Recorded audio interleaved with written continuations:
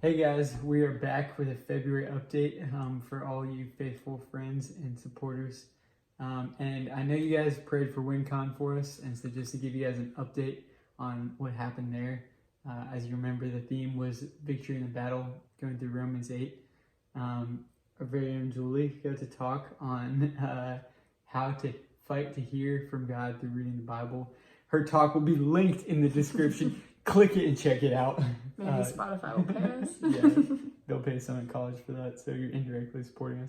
But on the real, it was a really just revitalizing time for our ministry. We got to see a lot of people leave just really encouraged in what it looks like to pursue actively after God rather than passively.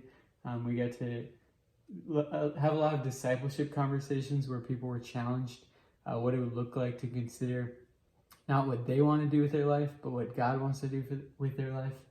It was a really encouraging time, honestly, and it built a lot of momentum as our ministry is reading through the book of John together. And so we're all just like focusing on the person of Jesus, and it's been really awesome.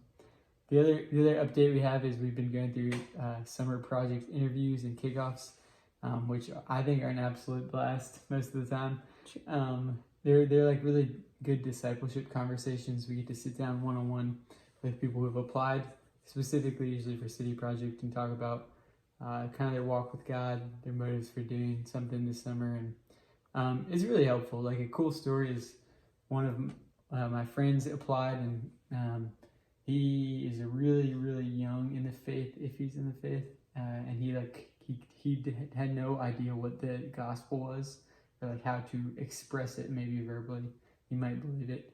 But just to think of a person like that being willing to do, he committed to City Project, but he's going to do City Project this summer with like that small of an understanding of the gospel, and just to think about how much he could grow as a freshman to his senior year. So that just gets me really excited. True. And I feel like those are fun because we get to sit down with younger students that we might not interact with as much as the students that we disciple. So it helps build relationships before the summer even starts, which is pretty fun. But yeah, another thing that our whole ministry is doing and staff is that we are trying to, like, we have this process called FISH. It's an acronym, and it's an acronym for how to get to the gospel through relationships. And so the F stands for friendship, the I stands for initiate the spiritual conversation, S is share the gospel, and H is help them make a decision. And so we as staff have all committed to try to have 2 students that we can go through FISH with, and that we can just befriend them, reel them in, befriend them, try to share the gospel, help them decide if they want to follow Jesus or not.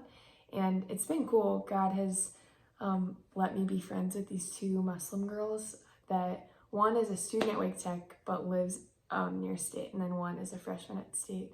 And one of them today, we got to share the gospel with her. Well, we didn't, I did. And she's definitely a very devout Muslim, but is so open to conversation. And we'll put their names in the description, but so you can hear them. Their names are Souad and Samiah.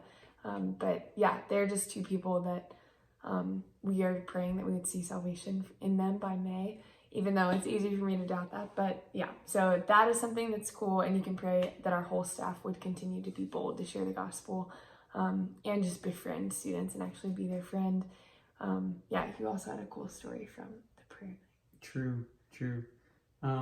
So that summit all came as prayer night. I think some of you guys were at that. But one of my guys went, and he was like, he came really stressed that day. I didn't know this until after, but his dad had just lost his job. And so during the prayer night, one of the pastors was like, everyone stand up who is going through like financial hardships so we can pray over you.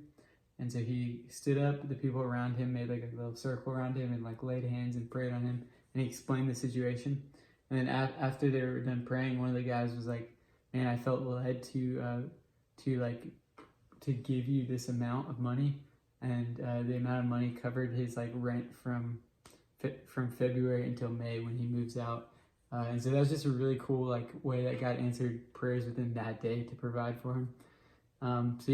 Just saying that to encourage you guys that prayer actually does it works. God listens to us and he hears us. And so speaking of that, we have like 4 prayer requests that we'll put in the description. Specifically join us in praying for Souad, Samiah, and then Benjy and Jordan are my 2 guys.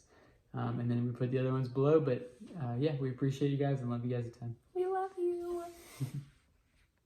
Sorry.